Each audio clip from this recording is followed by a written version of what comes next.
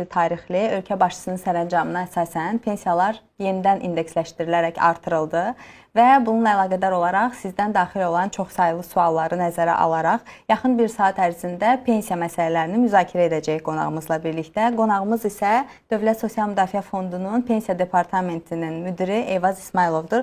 Xoş gəlmisiniz Eyvaz müəllim efirimizə. Sağ olun, təşəkkür edirəm. Eyvaz müəllim, izləyicilərimiz yaxın bir saat ərzində də bizə canlı efir ərzində öz suallarını ünvanlayacaq, amma bu müddət ərzində biz bir neçə sualı müzakirə eləyərik. Öncədən də bizə ünvanlanmış suallar var, bunları da səsləndirərik.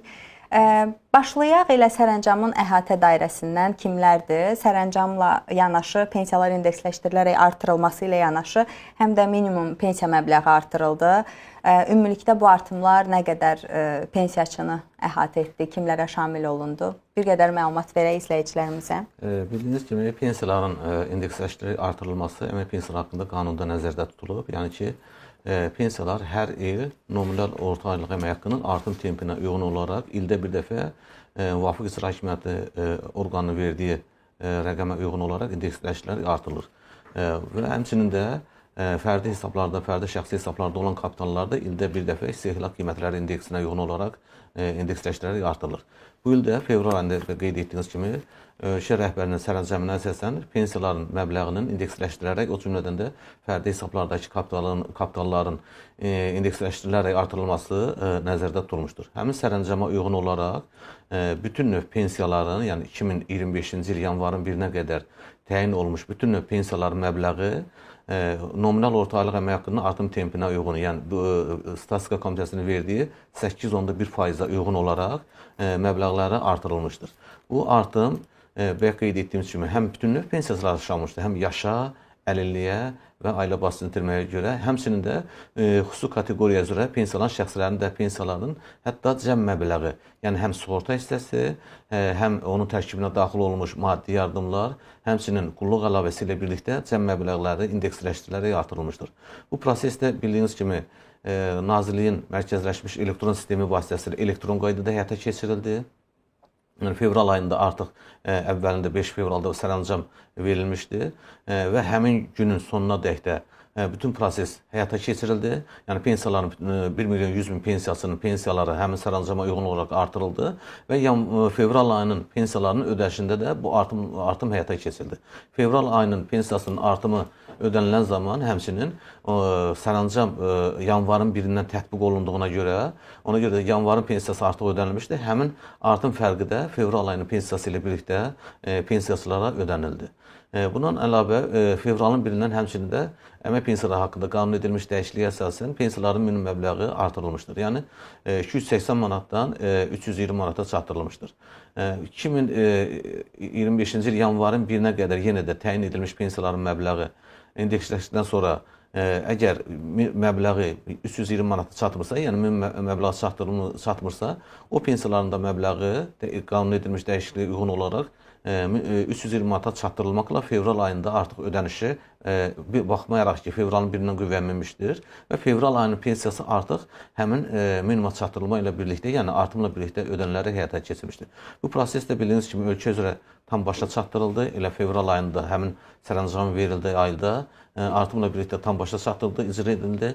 Yəni bütün pensiyaların növündən asılıb qeyd etdiyim kimi məbləği indeksləşdirərək artırıldı. İkinci bəndində qeyd olunan, yəni fərdi şəxsi hesablarda olan məbləğlərin indeksləşdirilməsi ilə bağlı isə demək istəyirəm ki, istehlak qiymətləri indeksinin artım tempinə uyğun olaraq bu ildə Statistika Komitəsinin verdiyi məlumata əsasən bu 2,2%-dir. Yəni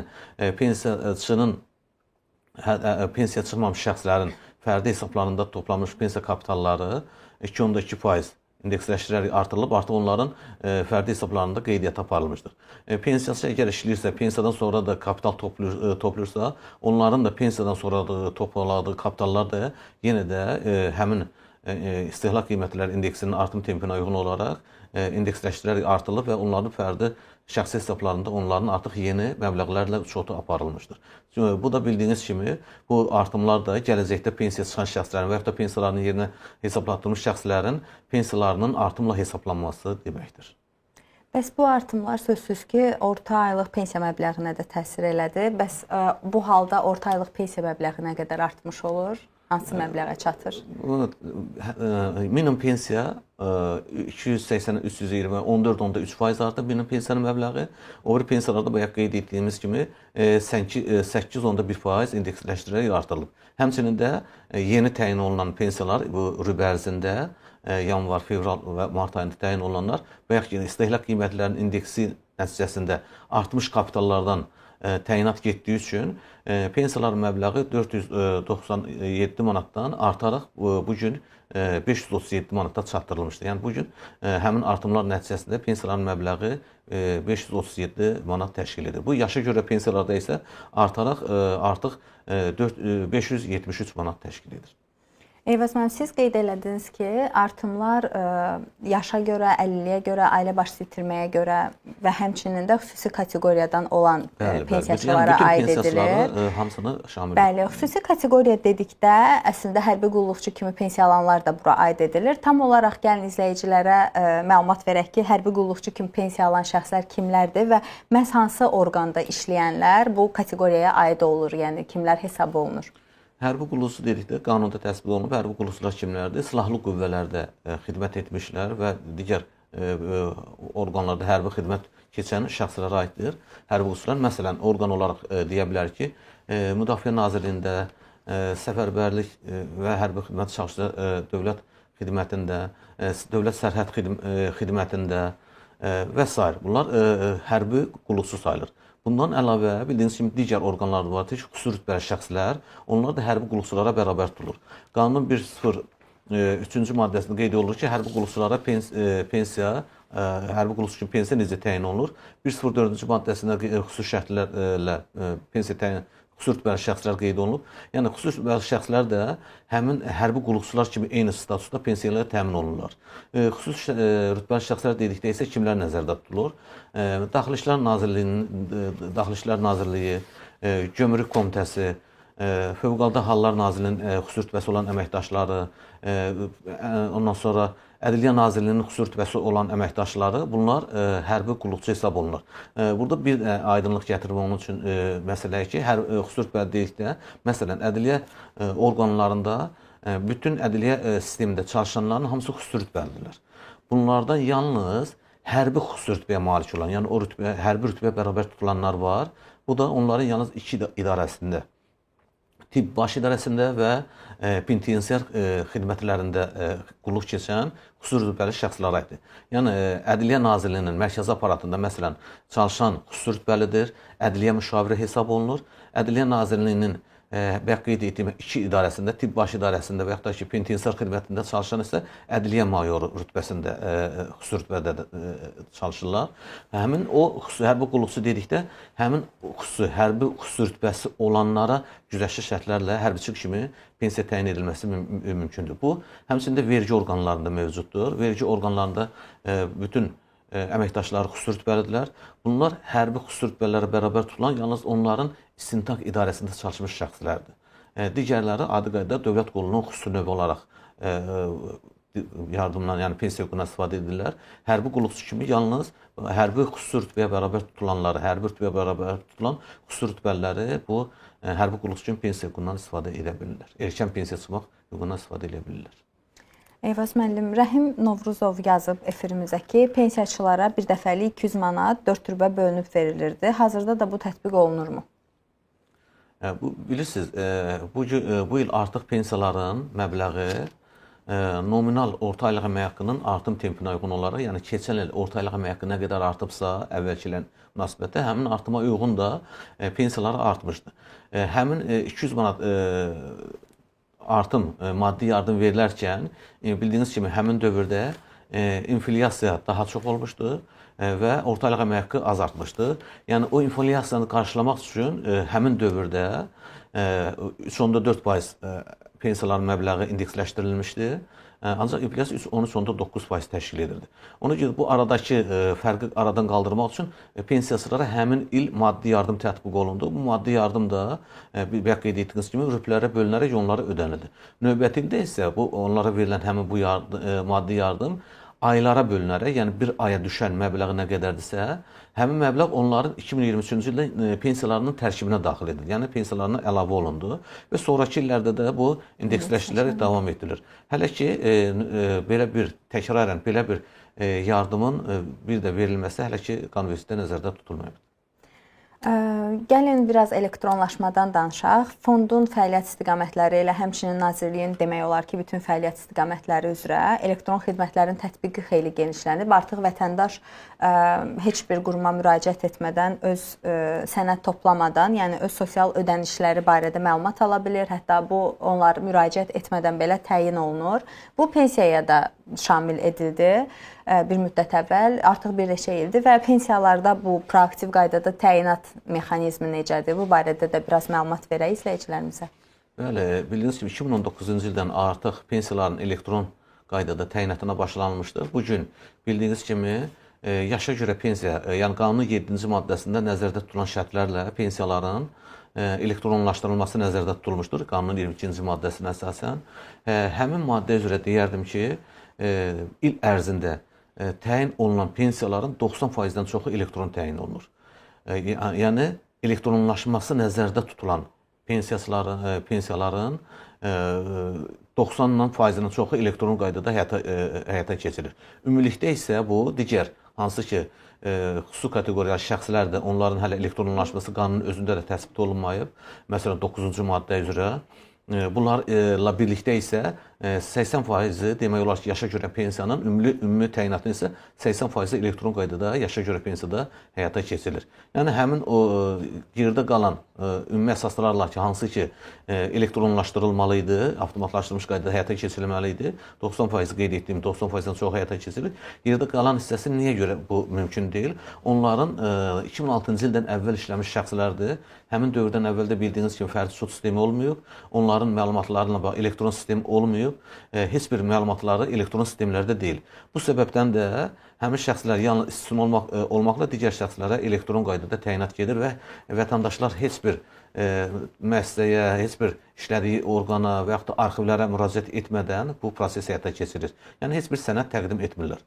Vətəndaşın pensiya yaşı çatdıqda həmin gün o şəxsə əgər onun 2006-cı ildən 2018-ci ilin iyulun 1-nə qədər kapitalı varsa, məbləğindən asılı olmayaraq, həmin şəxsə pensiya təyinatı aparılır. 2006-cı ilə qədər 25 il hesablanmaqla, yəni 25 il staj nəzərə alınmaqla elektron qaydada pensiya təyin olunur və onun əlaqə nömrəsi varsa, o nömrəyə də SMS göndərilir ki, artıq sizi təbrik edirik, pensiya yaşı çatdığınız münasibətilə sizə pensiya təyin edildi, məbləği qeyd olunur və hansı bankdan almağı barədə ona məlumat verilir. Adil İsmailov yazır ki, bir şəxs həm yaşa, həm də əlilliyə görə pensiya hüququna malikdirsə, bu halda hansı pensiya növünü seçməlidir? Məbləğlər arasında necə fərq olacaq? Qanunvericilikdə nəzərdə tutulub ki, bir pensiya növündən digər pensiya növünə keçmək hüququ var. Yəni vətəndaşın ixtiyarı var ki, hansı pensiyası çoxdursa, o müraciət edərək o pensiya növünə keçə bilər. Bildiyiniz kimi artıq bu da elektron qanunvericilikdə nəzərdə tutulub ki, avtomatlaşmış qaydada həyata keçirilir.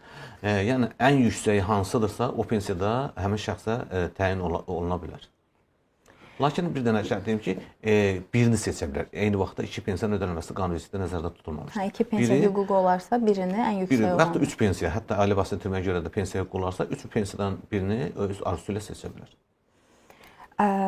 Vaxtı ilə pensiya təyin olunub bir vətəndaşa və vətəndaş iddia eləyir və yaxud hesab eləyir ki, onun pensiyası düzgün hesablanmayıb. Bu halda vətəndaş nə etməlidir? Buna bir nəzarət mexanizmi varmı? Yəni vətəndaş hara necə müraciət etməlidir ki, əmin olsun pensiyasının məbləğinin düzgün hesablanmasından? Bildiyiniz kimi artıq vətəndaşın müraciəti olmadan da fond tərəfindən müvafiq tapşırığa uyğun olaraq bütün pensiya işlərinin inventarlaşdırılması həyata keçirilir. Bilirsiniz, bildiyiniz kimi 1 milyon 100 min pensiyası var. Deməli 1 milyon 100 minə yaxında pensiya sənədləri var. Vaxtilə təqdim olunmuş sənədlər. Bu işlərin artıq inventarlaşması həyata keçirilir. Hətta vətəndaş müraciət etmədən də bəzi bildiyiniz kimi pensiya yenidən hesablanır əməkdaşlar tərəfindən. Əgər pensiya az hesablanırsa, təbii ki, əski ödəmə varsa artırılır və həmin məbləğin hesablanır, vətəndaşa ödənilir. Artıq vermə olduqda isə düz məbləğ hesablanaraq vətəndaşa məlumat verilir. Yəni bu proses artıq başlanılıb və davam etdirilir. Yəni vətəndaş özü də istənilən vaxt pensiyasının əgər narahatçılığı varsa ki, pensiyanın məbləği düzgün hesablanmayıb, fondun mərkəzi aparatına və yaxud da ki, istənilən dost mərkəzlərinə müraciət etməklə, dost mərkəzi olmayan yerlərdə isə fondun yerli orqanlarındakı regional filiallarına, qəbul şöbələrinə müraciət edə bilərlər. Onun müraciəti əsasında da və həmin pensiya sənədləri qaldırılır. Düzgün hesablanmaması barədə həmin vətəndaşa rəsmi məlumat verilir. Bəs Eyvaz müəllim, pensiya kapitalına vətəndaş necə nəzarət etməlidir?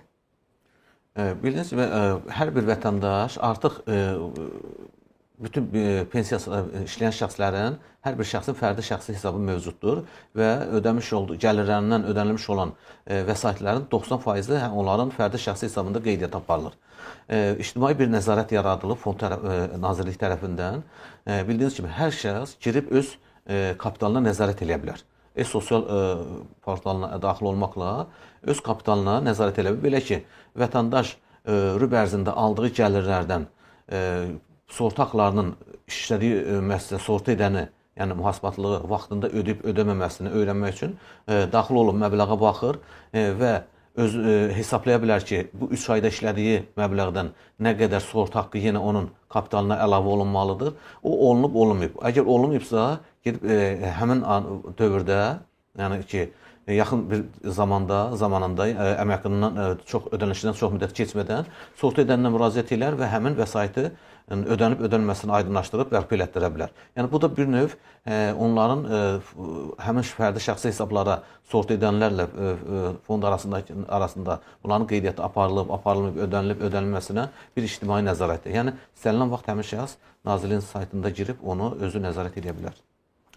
Bizə Facebookdan yazır Məmməd Sultanlı, yazıb ki, qohumum qadın 4 uşağa görə vaxtından əvvəl pensiyaya çıxıb 220 manat müavinət alır. Bəzən vətəndaşlar müavinət və pensiya sosial ödəniş növünə dəyişik salır. Burada da pensiya yox, müavinətdən söhbət gedir. Hazırda 65 yaşı tamam oldu. Minimum pensiyanı 200 manatı ala bilərmi indi? İş stajı heç yoxdur. Həm də hazırda artıq 320 manat olub bizdə minimum. Bəli, siz qeyd etdiyiniz kimi 220 manat sosial müavinətdir. Bu hansı ki, heç bir əmək fəaliyyəti ilə məşğul olmayıb, işləməyib, heç bir sığorta göstəricisi yoxdur. Həmin şəxslərə dövlət büdcəsi vəsaitindən verilən bir sosial yardımdır. Pensiya isə bildiyiniz kimi işləmiş şəxsləri, yəni işləyib, gəlirlərini itib, yəni sığorta hadisəsi baş verir, pensiya yaşına çatır, 50 olur və vəfat etdikdə onun əmək qabiliyyəti olmayan ailə üzvləri bu vəsaitdən istifadə edir. İşləmiş olsaydı təbii ki, həmin xanıma pensiya təyin olunardı. 4 uşaqla sosial müavinət təyin olunub, sosial müavinətin məbləği də özünü qeyd etdiyim 220 manatdır və həm də qeyd edir ki, heç bir yerdə işləməyib. Yenə də 65 yaşı, pensiya yaşı çatsa da işləmədiyinə görə təbii ki, pensiya ilə təmin oluna bilməz. Yenə də 220 manat 4 uşaqlı üçün yaşa görə sosial müavinət olduğu üçün 65 yaşda da yaşa görə sosial müavinət hesab olunduğu üçün, yəni o müavinətin ödənişi davam etdiriləcəkdir. Digər bir izləyicimiz Yahya Yahyazadə yazır ki, salam, Azərbaycan vətəndaşı həm də Qazaxstan vətəndaşıdır. İkili vətəndaşlığı var. Həm Azərbaycandan, həm də Qazaxstandan pensiya ala bilərmi? Eyni anda nəzərdə tutur.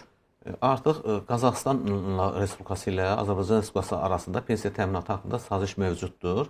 Bu da bildiyiniz kimi 90-cı illərdə bağlanılıbdır. Yeni bağlanan sazişlərdə artıq yeni yanaşmalarla mövcuddur. Belə ki, yeni sazişlərdə hər kəsin ərazisində işlədiyinə görə pensiya hüququnu təsbit edir.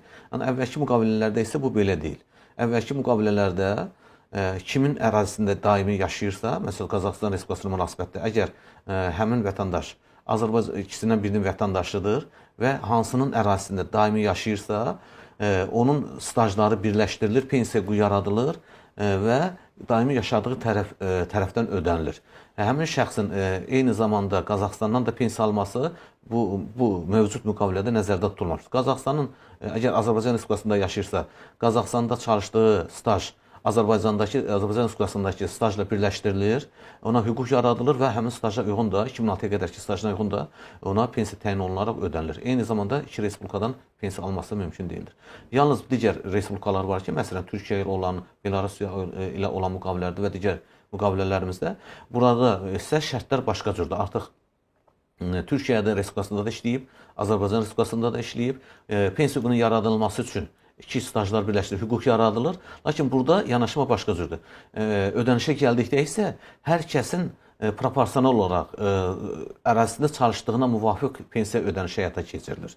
Lakin bir tərəfin qanunvericiliyi ilə, məsələn, 25 il Azərbaycan Respublikasında tələb olunur, Türkiyədə də işləyib bir 10 il, 25 il Azərbaycan Respublikasında varsa, artıq hüquq yaratmaq üçün Türkiyə Respublikasının stajın birləşdirilməsinə zərurət yaranmır. Artıq buranın qanunvericiliyi ilə, burada işlədiyi ilə qazanıb. Yox, əgər 25 il tamamlansa, o halda birləşdirilir. Məsələn, 15 il Azərbaycan Respublikasında, 10 il Türkiyədə işləyibsə, birləşdirildi, 25 ilən hüquq yarandı. Ödəniş olanda Azərbaycan Respublikası 15 ilə görə, Türkiyə Respublikası isə 10 ilə görə pensiya ödənişi həyata keçirir. Qazaxıstanla və MDB ilə, digər respublikalar ilə mövcud olan müqavilələrin də yeni bu şərtlərə uyğunlaşdırılmasına bağlı işlər gedir. O müqavilələrə də artıq yenidən baxılması nəzərdə tutulub. Gələcəkdə hər kəsin, ola bilsin, müqaviləni qüvvəyə mindikdən sonra hər kəsin ərazisində qazandığına görə pensiya hüququ əldə etsinlər. Çox sağ olun geniş və ətraflı məlumat üçün. Adəm Əliyev soruşur ki, əmək pensiyasının hesablanması zamanı fərdi şəxsi hesabında toplanmış pensiya kapitalı hansı qaydada bölüşdürülür və bunun pensiya məbləğinə təsiri necə müəyyən edilir? Yəni, pensiya necə hesablanır? Dolayısıyla bəli. Pensiyanın, yaşa görə pensiyanın hesablanması çox sadə formadadır. Yəni, vətəndaş fərdi hesabına bayaq qeyd etdiyimiz kimi baxa bilir, nəzarət edə bilir. Orada nə qədər kapitalı yığılıbsa, pensiya yaşı çatanda həmin kapital bölünür 144-də, olur onun 2006-dan sonraki dövrün sığorta hissəsi. Yəni, bildiyiniz kimi, pensiyanın əsas hissəsi sığorta hissəsindən ibarətdir və yığım hissəsindən. Bugün biz artıq sığorta hissəsindən istifadə edirik, çünki yığım hissəsi könüllü olacaq, hələ aktiv deyildir o hissəsi. Yəni, pensiyanın əmək fəaliyyətini əgər düşürsə 2006-dan əvvələ və 2006-cı ildən sonra, 2006-cı ildən sonrasını qeyd etdiyim kimi, kapitalı nə qədərsə bölür 144-də, olur onun 2006-dan sonraki sığorta hissəsi.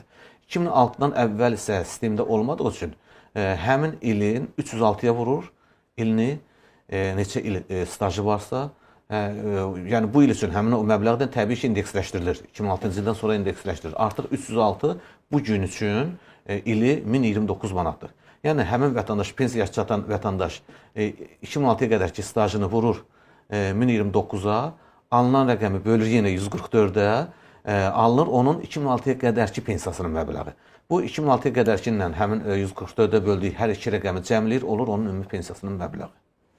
Çox sağ olun. Çox sadə bir formada özü də bu rəqəmi hesablaya bilər. Yəni, o kapitalından bu şəkildə, pensiya şəklində o istifadə edə bilir. Efirimiz davam edəcək suallarımızla. Hazırda Dövlət Məşğulluq Agentliyi tərəfindən Sumqayıtda əmək yarmarkası keçirilir və yarmarkada nə qədər işə götürən iştirak edir, nə qədər vakansiya var. Bu barədə bizə Məşğulluq Agentliyinin mətbuat katibi Əsmər Nəcməddin qızı məlumat verəcək. Əsmər, buyur, canlı olaraq səni dinləyirik. Hər vaxtın xeyir. Salam, hər vaxtınız xeyir olsun. Dost-TV-nin bütün izləyicilərini salamlayıram və bu dəfə sizi Sumqayıtdan salamlayıram. Əmək yarmarkasındayıq. Bilirsiniz ki, Əmək və Əhalinin Sosial Müdafiəsi Nazirliyinin tabeliyində Dövlət Məşğulluq Agentliyi tərəfindən icra olunan əsas aktiv məşğulluq tədbirlərindən birisi də məhz əmək yarmarkalarının keçirilməsidir. Bugün isə Abşeron Xızı Regional Məşğulluq Filialı tərəfindən Sumqayıtda Hədəf kurslarının Sumqayıt filialında növbəti əmək yarmarkası təşkil olunub. Mən Rafiqdən xahiş edirəm ki, əmək yarmarkasını bir balaca sizə göstərsin kadrlarda. Bugünkü yarmarkamızda 21 işə götürən tərəfindən 120-dən çox vakansiya təqdim edilib və yarmarkaya qatılan vətəndaşlara, işsiz və iş axtaran şəxslərə, işə götürənlərlə həm tanış olmaq imkanı yaradılır, həm də onların müəssisələrində olan boş iş yerləri barədə məlumatlar verilir. Vakansiyanın tələbləri nədən ibarətdir, hansı vəzifələr üzrə əməkdaşlara ehtiyac var və uyğun şəxslərin əlbəttə ki, bu yarmarkada qeydiyyatı aparılır. Onu da qeyd edeyim ki, cari il üzrə ümumilikdə Dövlət Məşğulluq Agentliyi tərəfindən 150 əmək yarmarkasının keçirilməsi planlaşdırılır ki, həmin yarmarkalardan artıq 40-a yaxını geridə qoyduğumuz aylar ərzində baş tutub və bu Abşeron Xızı Regional Məşğulluq Filialı tərəfindən cari il üzrə keçirilən ikinci əmək yarmarkasıdır və həftənin birinci günü 17 mart tarixində növbəti əmək yarmarkası məhz Xızıda başlayacaq bu filial tərəfindən təşkil edilən. Bugün və qarşıdakı günlərdə isə ümumilikdə Oğuzda, Mingəçevirdə və digər ərazilərdə də əmək yarmarkalarının keçirilməsi nəzərdə tutulub. İşsiz və iş axtaran vətəndaşlar buyurub yarmarkalarda iştirak edə bilərlər. Həmin yarmarkalarda işə götürənlərlə tanış olmaq, aktiv vakansiyalar barədə məlumat əldə etmək etməkdən əlavə olaraq həm də Dövlət Məşğulluq Agentliyi tərəfindən icra olunan aktiv məşğulluq tədbirləri barədə də informasiyaları əldə edə bilirlər. Onu da qeyd edeyim ki, yarmarkalarımızda Agentliyin peşə hazırlığı mərkəzlərinin də stendi olur. Elə burada da Bakı Peşə Hazırlığı Mərkəzinin xüsusi bir stendi var. Oraya yaxınlaşmaqla da Dövlət Məşğulluq Agentliyi tərəfindən həyata keçirilən peşə hazırlığı kursları barədə həm məlumat əldə edə bilərlər, həm də müraciət edə bilərlər. Bir daha xatırladım ki, biz Sumqayıtdayıq, Sumqayıtda keçirilən əmək yarmarkasındayıq və əmək yarmarkamız hədəf kurslarının Sumqayıt filialındadır. İştirak eləmək istəyən vətəndaşlar buyurub yaxınlaşa bilərlər. Hələlik mənim sizə təqdim eləyəcəklərim bu qədər. Salamat qalın, söz sizdədir. Məlumat üçün təşəkkür edirik Əsmər. Sizə uğurlar. Bizim isə efirimiz davam edir. Dost TV-nin efirində sosial saatı izləyirsiniz. Mövzumuz isə öncədən də bildirdiyimiz kimi pensiya təminatı barədədir. Qonağımız isə Dövlət Sosial Müdafiə Fondunun Pensiya Təminatı Departamentinin müdiri Eyvaz İsmayılovdur. Eyvaz müəllim, davam edək biz suallarımıza. İzləyicilərimizdən yazır Həsən Dünyamalıyev hər hansı işdə işləyib, daha sonra dövlət qulluğunda işləyib, təqaüdə çıxanda necə hesablamaq lazımdır? Belə başa düşülür ki, dövlət qulluqçularının pensiyasının hesablanmasını bilmək istəyir izləyicimiz. Dövlət qulluqçusu kimi pensiya almaq üçün ilk öncə vətəndaşın ümumi əsaslarla, yəni pensiya olmalıdır. 65 yaşına çatmalıdır kişidirsə, qadın bilirsiniz ki, bu il 64 yaşdadır. Bu yaşa çatmalıdır və birinci qrup 50 olduqda, o cümlədən, gedək yaşın üzərindən, əgər pensiya yaşına çatıbsa, bunun 25 il ümumi stajı və yaxud da ümumi pensiya təminatına imkan verən kapitalı varsa, deməli artıq onun əmək pensiyası hüququ var.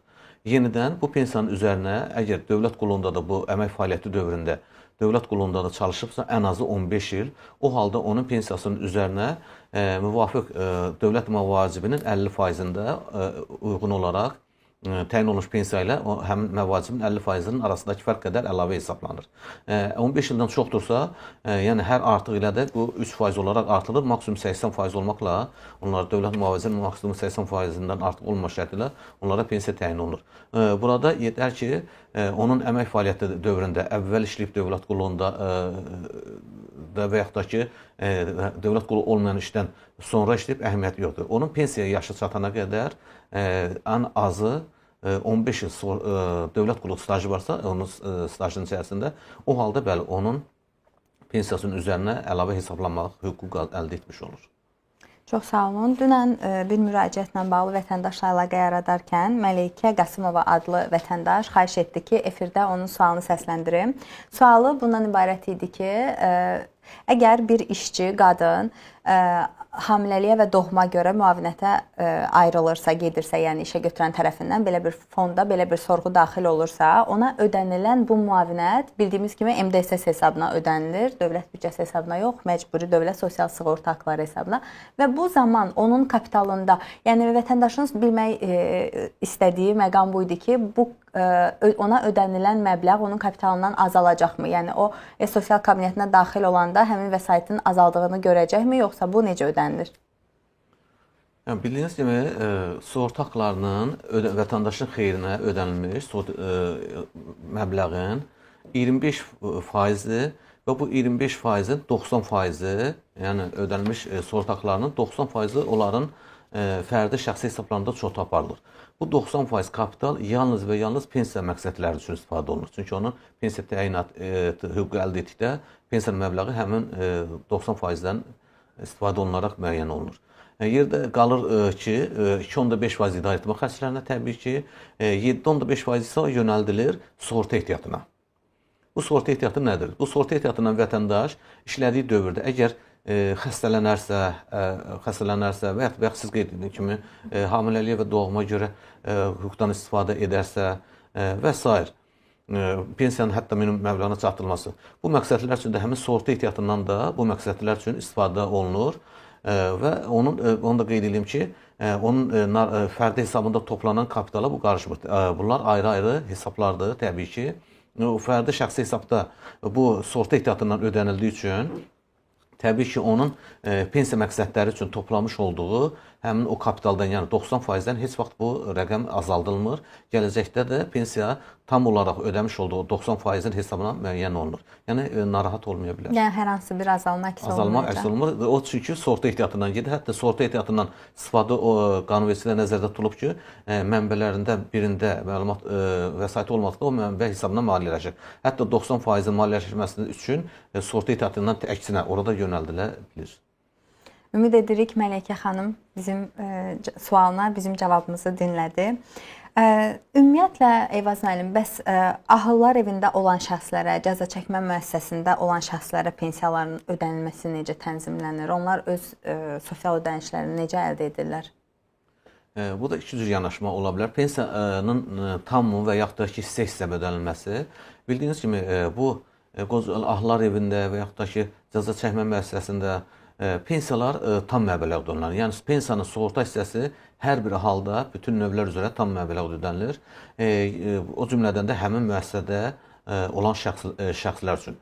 Onlara da pensiya elektron qaydada təyin olunur. Təbii ki, əgər yaşa görə pensiya yaranıbsa, pensiya təyinatı elektron həyata keçirilir.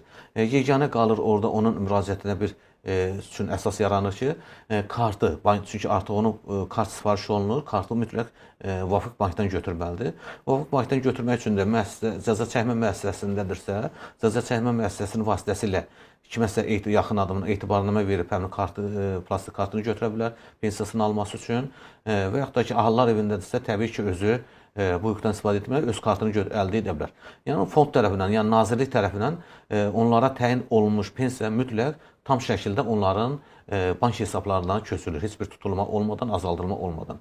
Yalnız yeganə kateqoriya məsələn şəxslər var ki, xüsusi rütbəli şəxslər, hərbi qulluqçular, dövlət qulluqçuları, onlar özləri öz vəzifələrində işləyəndə onların pensiyasının sığorta hissəsi ödənilir, qulluq əlavəsi təbii ki dayandırılır. Biri digər vəzifədə olsa, məsəl üçün hərbi qulluqçu dövlət qulluğuna, dövlət qulluqçu hərbi qulluğa qəbul olsa, biri öz vəzifəsində yox, 20-ci maddədə tutulan digər vəzifədə işə qəbul olsa, o halda yalnız pensiyanın yenə də sığorta hissəsi tam ödənilir, qulluq əlavəsinin 50%-i ödənilir. Digər hallarda isə pensiyalardan hər hansı bir tutulma və yaxud da ki, hissə ödənilməsi nəzərdə tutulmamışdır. Yəni onların bu müəssisələrdə olmağı da bu hüquqdan məhdudlaşdırmır onları. Məhdudlaşdırılmır, bəli. Onlara pensiya tam şəkildə ödənişə həyata keçirilir. Bəs Eyvaz müəllim, ümumiyyətlə sığorta stajına nələr daxildir? Bu zaman hansı güzəştlər var, hansı güzəştlər nəzərdə tutulur? Birinci ilk növbədə, yəni onu qeyd edim ki, sığorta haqqı ödənilən dövr sığorta stajı hesab olunur. Yəni hansı dövrdə işləyir, gəlir əldə edir, gəlirindən sığorta haqqları ödəyibsə, qanunvericiliyə birbaşa elə nəzərdə tutulubdur ki, sığorta haqqı ödənilən dövr sığorta stajı hesab olunur. Sığorta stajına və yaxud elə bu sualın davamı olaraq cəza çəkmə müəssisəsinin adını çəkmişkən, cəza çəkmə müəssisəsində bildiyiniz kimi cəzanın növlərindən asılı olaraq da orada müəyyən əməyə cəlb olunur. Və onlara işləyirlər, gəlir əldə edirlər. O gəlirlərindən hansı ki, müəyyən hissəsindən onların saxlama xərci çıxılır və yaxud da onlara əmək haqqı şəklində verilir. O əmək haqqlarından da sığorta haqqı ödənilibsə, o dövrdə, baxmayaraq ki, cəza çəkmə müəssisəsindədirlər. Əgər sığorta haqqı ödəyiblərsə, təbii ki, onlar da sığorta stajına da həmin dövrdə sığorta haqqı ödədiyi dövr, cəza çəkmə müəssisəsində sığorta haqqı ödədiyi dövr də sığorta stajına daxil edilir. Bundan əlavə elə dövrlər var ki, hansı ki, onlar sığorta haqqı ödənilmir, ancaq sığorta stajına daxil edilir.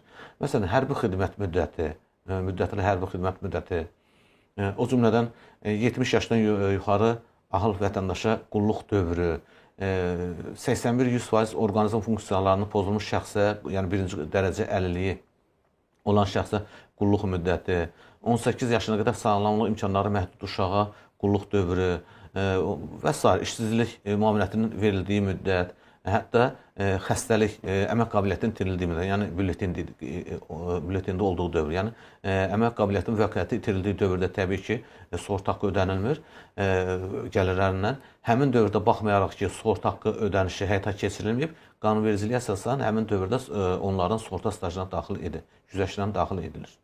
Eyvaz müəllim, siz bildirdiniz ki, 70 yaşdan yuxarı ahıl şəxslərə qulluq dövrü də sığorta stajına daxil edilir. Elə gəlin bu buradan qaynaqlanaraq bu necə tənzimlənir? Yəni məsələn bir vətəndaş mən 70 yaşdan yuxarı bir şəxsə qulluq etdiyimin isbatını necə təqdim etməliyəm fonda və yaxud bunu nə zaman etməliyəm? Məsələn, əgər hazırda mən 70 yaşdan yuxarı axıl bir şəxsə qulluq edirəmsə, bununla bağlı sənədləşmə işlərini indidən aparmalıyammı, yoxsa mən gözləməliyəm, yəni qanunvericilikdəki müvafiq yaş həddinə çatanda mı müraciət etməliyəm? Bu necə tənzimlənir? Bu barədə də biraz məlumat verək. Qulluq 70 yaşı çatıb, qəyyumluq müəyyən olunubsa, həmin vətəndaş 70 yaşın olan şəxsin üzərində qəyyum təyin edilibsə, o qəyyumluq müddəti ona staj hesab olunur. Artıq həm qulluq edən şəxsin pensiya yaşı çatanda yalnız o qəyyumluq sənədinin əsasında ona sığorta stajı müəyyən ediləcək. Və yaxud tutaq ki, vaxtilə qulluq edib, heç bir qəyyumluq sənədi müəyyənləşməyib, və həmin qulluq olunan da sağdır. Qulluq edən təbii ki, pensiyaya çatıb. O halda notarial qaydadır.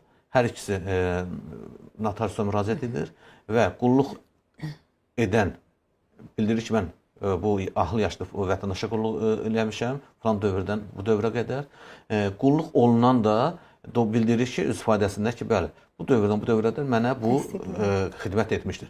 Hər ikisinin ifadəsi rəsmiləşdirdikdən sonra artıq hüquqi sənəd ortalıqda olur və bu yenə də həmin o sənədə əsasında onun qulluq etdiyi müddət onun sığorta stajına daxil edilir. Yox, ola bilər ki, vaxtında qulluq edib, heç bir qəyyumluq yoxdur, qulluq olunan da vəfat edib. Bu halda isə yalnız məhkəmə qaydasında onu bərpa etdirə bilər. Bəs əgər sağdırsa qulluq olunan şəxs, burada qohumluq dərəcəsinin önəmi varmı? Məsələn, birinci dərəcəli qohumlardan da mı qəyyumluq tələb olunur? Yoxsa əgər birinci dərəcəlidirsə, qəyyumluq sənədi olmadan da sadəcə hər ikisinin ifadəsi əsasında nəzərə alına bilirmi? Qanunvericilikdə məhdudlaşdırılmayıb bu. Qanunvericilikdə nəzərdə tutulub ki, sığorta stajına daxil edilən, yəni 70 yaşdan yuxarı şəxsə qulluq edən şəxs. Yəni bu şəxsi yaxın qohumlarla, birinci dərəcəli və ya digər dərəcəli qohumlarla məhdudlaşdırılır. Orada qulluq edən şəxsin yaxın qohumu da ola bilər, ailə üzvləri də ola bilər və s. digər şəxslər də ola bilər. Yəni məhdudiyyət, heç bir məhdudiyyət yoxdur. Yetər ki, həmin şəxsi qulluq etmiş olsun və qəyyumluğa götürmüş olsun və ya qeyd etdiyimiz şərtlər daxilində, yəni qulluğu təsdiq etsin. Bu halda onun sığorta stajına daxil edilir. Heç bir məhdudiyyət yoxdur. Çox sağ olun Eyvaz müəllim. Gəlin Səvidə Həsənzadənin sualını səsləndirək. Ailə başçısını itirməyə görə pensiya alan şəxs sonradan yenidən ailə qurarsa, bu onun pensiya hüququna necə təsir edər? Tutaq ki, ailə başçısı vəfat edib, məsələn, kişi vəfat edib, qadın ona görə pensiya alır. Təbii ki, ailə başçısının biri vəfat edir, kişi vəfat etdikdə qadın vəfat etdikdə isə kişi bu hüquqdan istifadə etmək hüququ var. Bu hüquqdan da yalnız o vaxt istifadə edir ki, onun 61-100% arası orqanizmin funksiyalarının pozulması olsun, yəni birinci, ikinci dərəcə əlilliyi olsun əvvəlki və yaxud da ki, pensiya yaşına çatmış olsun. Bu halda o ailə başçısını itirməyə görə pensiya ilə təmin oluna bilirlər. Bu ailə üzvlərindən biri təkrar nicaha daxil olarsa, təbii ki, artıq yeni ailənin üzvü olur. Bu halda da onun pensiyasının ödənişi dayandırılır təbii ki. Bəhram Sultanov soruşur ki, əlilliyi olan şəxsin əmək pensiyası hüququ yaranması üçün 25 il hədiyyə olur. 2006-2018 arası kapitalı var, 55 yaşım var. 25 il hədiyyə vətəndaşın dediyi kimi yalnız yaşa görə pensiyadadır. Çünki 50-yə görə pensiya 25 il hədiyyə edilməsi riyazi olaraq mümkün olmazdı. Birisi nəyə görə? Onu qeyd edeyim ki, tutaq ki, 40 yaşında və yaxud 30 yaşında 50 olubsa 25 il necə hədiyyə etmək olar? Təbii ki. Burada isə proses necədir? Həmin şəxslərdə də bəli, staj hədiyyəsi var. Əgər 2006-cı ilin yanvarın 1-dən 2018-ci ilin iyulun 1-nə qədər kapitalı varsa və həmin şəxsin 2006-cı ilə qədər ki, əmək qabiliyyətli dövrü nə qədərdirsə, həmin dövrün hər ilinə 4 ay staj hədiyyə olunur. Məsələn, bugün 55 yaşında olan şəxsin 2006-cı ilə qədər neçə il əmək qabiliyyəti, 15 yaş çıxılır, 40 il əmək qabiliyyətli dövrü var. Bu 40 ilin nə qədər 2006-dan əvvələ düşürsə və həmin dövrdə də 2006-ya qədər işləməyibsə, həmin dövrə qədərkənə təbii ki, 4 ay staj güzəşti tətbiq edilməklə onlara pensiya hüququ yaradılır. Mətləb Quluyev soruşur ki, bir xanım var, 6 uşağı var, yoldaşını itirib, xanımın 55 yaşı mayda tamam olacaq. Bu xanım vaxtından əvvəl pensiyaya çıxa bilər, yenə ailə başçısı itirməyə görə elə pensiya növündən. Ailə başçısını itirməyə görə və qeyd etdiyimiz kimi pensiya yaşına mütləq qanunun 7-ci maddəsində nəzərdə tutulmuş pensiya yaşına çatmalıdır. Kişi də, qadın da, arvadı, o cümlədən əri. Ər 65 yaşına, arvad isə 64 yaşına çatdıqda.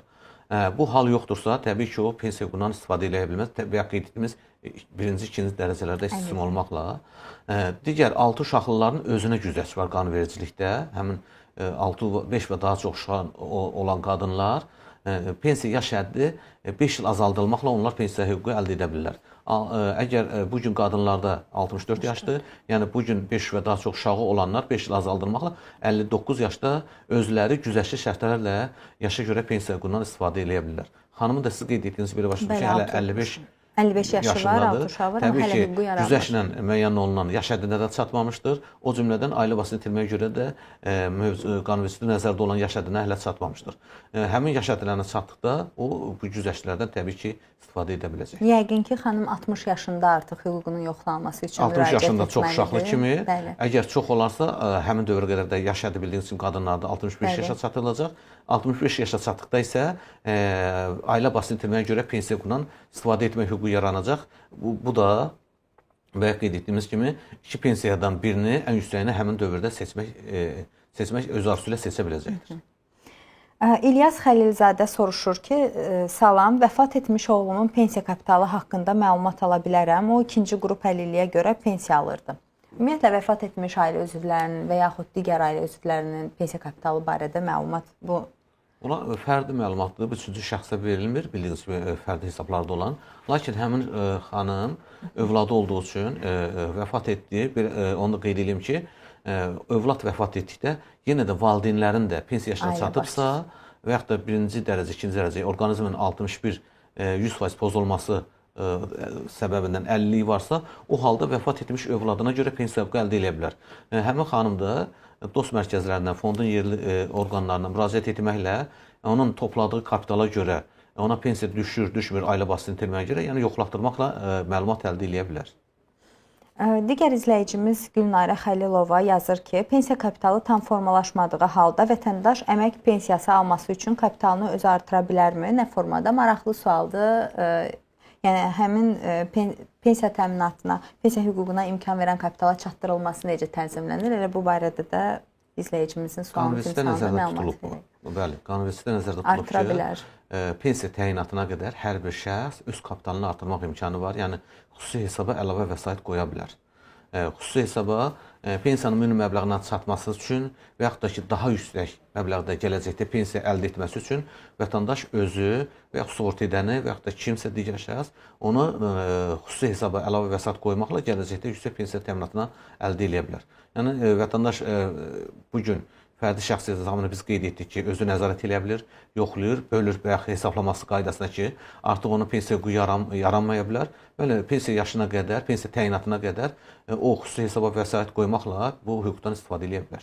Bəs pensiya yaşına çatdıqdan sonra hər hansı bir məhdudlaşma yoxdur ki? Sonra qanunvericilikdə nəzərdə tutulub ki, pensiya təyin etdikdən sonra bu hüquqdan istifadə edə bilməz. Yalnız bu pensiya təyinatına qədər mümkündür. Bəs pensiya hüququ yaranmasa, yaşı çatdı, tutaq, amma pensiya hüququ yaranmır, müəyyən məbləğdə kapitalı çatmır, o zaman da yaşı çatıb, hüququ yaranmadığı halda da artıra bilər. Bəli, hüququ yaranmadığı halda. Yəni burada hüququ yaranmamaq hüquq yarandıqdan sonra artıra bilmir. Hüququn yaranana qədər olmalı. Hüququ yarandı, ondan sonra artıq vəsaiti xüsusi hesaba daxil edə bilməz. Üçün edə bilməz. Elnur Aliyev soruşur ki, mən vəfat etmiş şəxsin övladıyam, özümdə ikinci qrup əlilliyi müəyyən edilib və pensiya təminatına düşmüşəm. Qanunvericiliklə anamın pensiya kapitalının mənə təqdim olunmasını xahiş edirəm.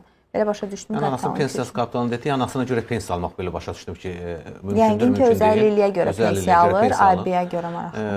Uşaqlar o vaxtı valideynlərinə görə, vəfat etmiş valideynlərinə görə pensiya əldə edə bilirlər ki, onların əlilliyi 18 yaşına qədər müəyyən olunmuş olsun və 18 yaşdan sonra davam etsin bu əlillik.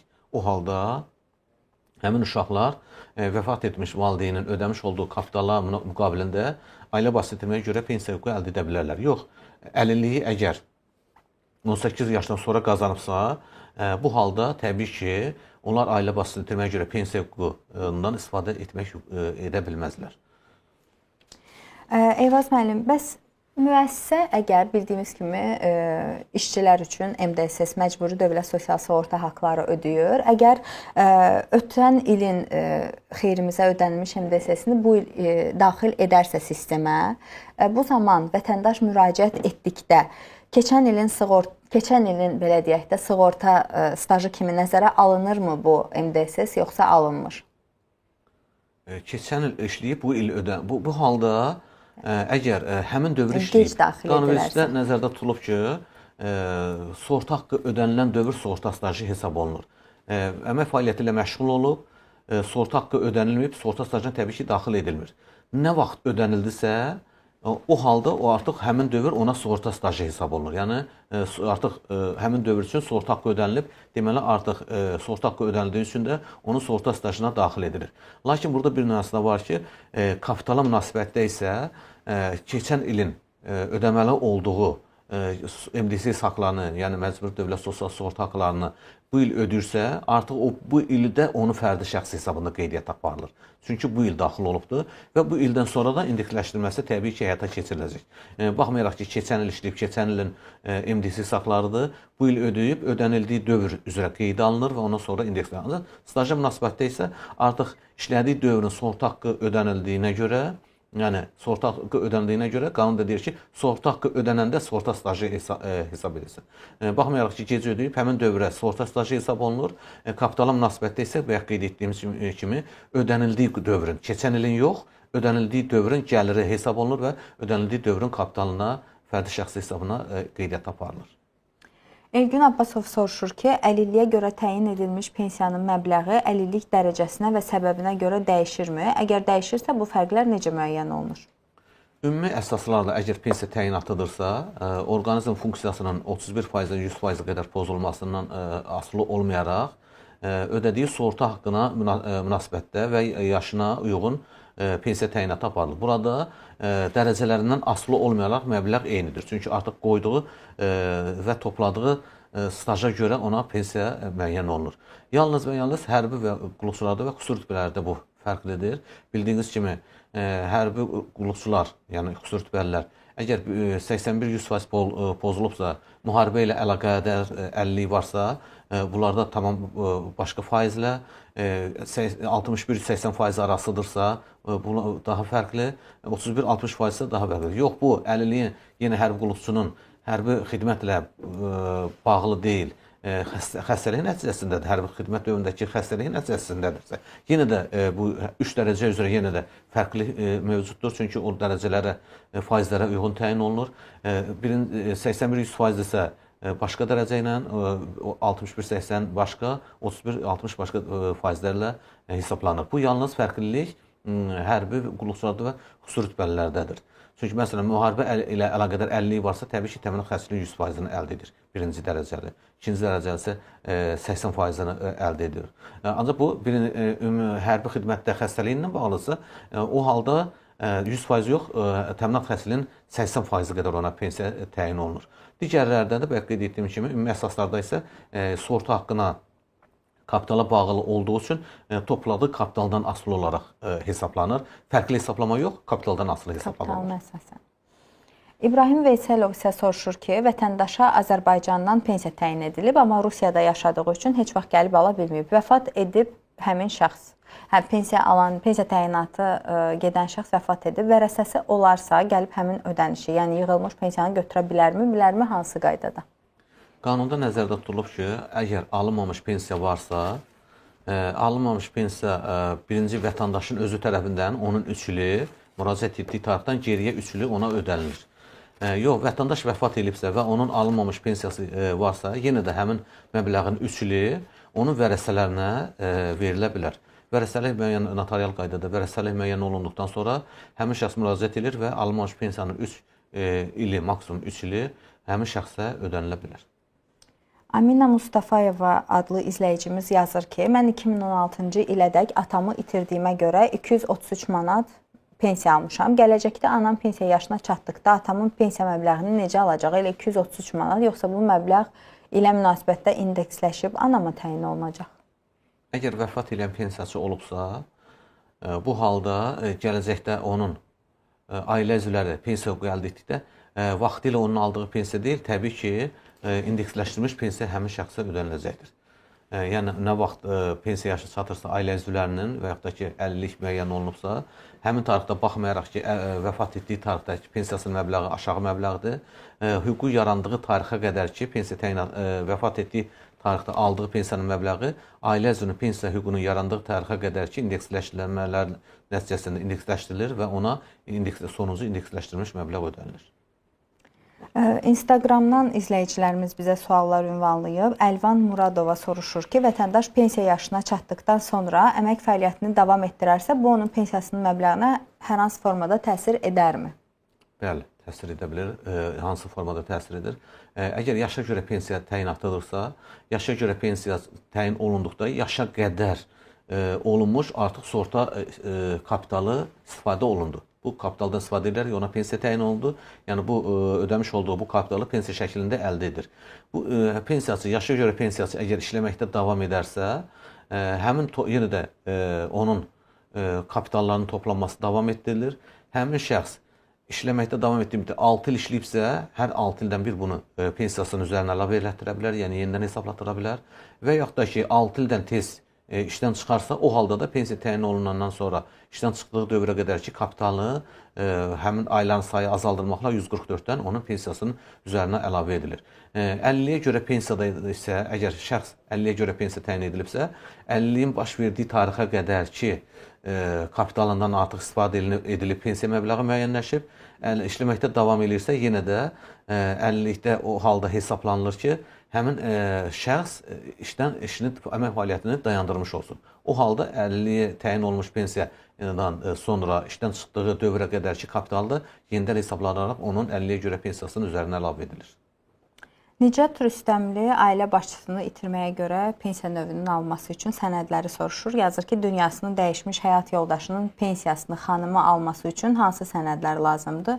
Dosta mı müraciət edilməlidir? Onu qeyd edim ki, bütün yaşa görə pensiyadan bayaq danışdıq, avtomatlaşdırılmış qaydada təyin edilir. O cümlədən 50-yə görə də pensiya avtomatlaşdırılmış qaydada həyata keçirilir. Həmçinin də ailə başçısını itirməyə görə pensiyada avtomatlaşdırılmış qaydada həyata keçirilir. O halda sənəd təqdim edə bilər ki, həmin şəxs vəfat etdikdə vəfat edənin müvafiq məlumat bazalarında, digər orqanların müvafiq məlumat bazalarında ailə üzvləri barədə məlumat olmasın. Əgər ailə üzvləri barədə məlumat varsa, yəni kişi vəfat edibsə, onun həyat yoldaşı barədə və yaxud da ki, əmək qabiliyyəti olmayan övladı barədə artıq sistemdə məlumat varsa, bu halda heç bir sənədin toplanmasına zərurət yoxdur. Sənəd o vaxt tələb olunur ki, onun ailə üzvləri barədə ümumi müvafiq sistemlərdə məlumat olmasın. O halda həmin vətəndaş ailə başçısını itirmək üçün bayaq qeyd etdiyimiz kimi dost mərkəzlərinə, fondun yerli orqanlarına müraciət edə bilərlər. Bu halda da təbii ki, həmin vəfat edən şəxslə bağlı onun vəfat etməsi barədə ölüm şəhadətnaməsi, qohumluğunu təsdiq edən, ailə üzvü olmasını təsdiq edən sənədləri, əgər həyat yoldaşıdırsa, nikah haqqında, ailə üzvü olması haqqında və yaxud da digər sənədləri, əgər əmək fəaliyyəti barədə sənəd yoxdursa, əmək kitabçası, özünün şəxsiyyət vəsiqi və s. Bu sənədlər toplanaraq qeyd etdiyimiz yerli orqanlara, dost mərkəzinə müraciət etməklə ailə başçısını itirməyə görə pensiyasını rəsmiləşdirə bilər. Çox sağ olun. İrşad adlı izləyicimiz yazır ki, mən hazırda Türkiyədə işləyirəm, özüm Azərbaycan Respublikası vətəndaşıyam, bu il isə 65 yaşım olacaq.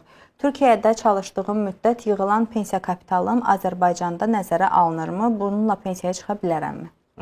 Bayaq da qeyd etdik. Deməli, vətəndaşın 65 yaşı tamam olanda, əgər Azərbaycan Respublikasının vətəndaşıdır, Azərbaycan Respublikasının vətəndaşın olduğu üçün Azərbaycan Respublikası qanunla tələb olunan şərtləri ödəyirsə, Türkiyədəki işlərini birləşdirməyə zərurət yaranmayacaq. Məsələn, bayaq qeyd etdiyimiz kimi, əgər 25 il stajı varsa və yaxud da minimum pensiya təminatına imkan verən kapitalı varsa, bu halda həmin şəxsə və yaxud da ki, elektronlaşdırılmış sistem üzrə kapitalı varsa, bu halda həmin şəxsə 65 yaşı çatdıqda pensiya təyin ediləcək.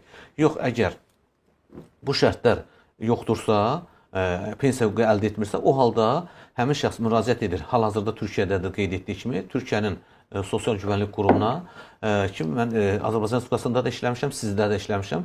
Həmin stajlar göndərilir orqanlar arasında mübadilə olunaraq göndərilir Dövlət Sosial Müdafiə Fonduna. Yenə də baxılır, Türkiyədə işlədiyi ilə, bayaq qeyd etdiyimiz kimi, Azərbaycan Respublikası işlədiyi stajlar birləşdirilir, hüquq yaranır, ödəniş isə yalnız Azərbaycan Respublikasındakına görə ona uyğun olaraq məbləğ müəyyən olunub ödənilir. Və eyni zamanda da həmin şəxs Türkiyəyə müraciət edə bilər, edib, Türkiyədə işlədiyinə görə də həmin dövlətdən ona uyğun olan qanunvericiliyin pensiya hüququ əldə edə bilər. Eyvaz müəllim, çox sağ olun. Suallarımız bu qədər. Çalışdıq veriliş ərzində sizdən gələn sualları cavablandıraq. Dost TV-nin efirində sosial saatı izlədiniz. Bizim bugünkü efirimiz başa çatdı. Siz isə Dost TV-ni canlı olaraq izləməyə davam edin. Gələn verilişlərdə görüşənədək.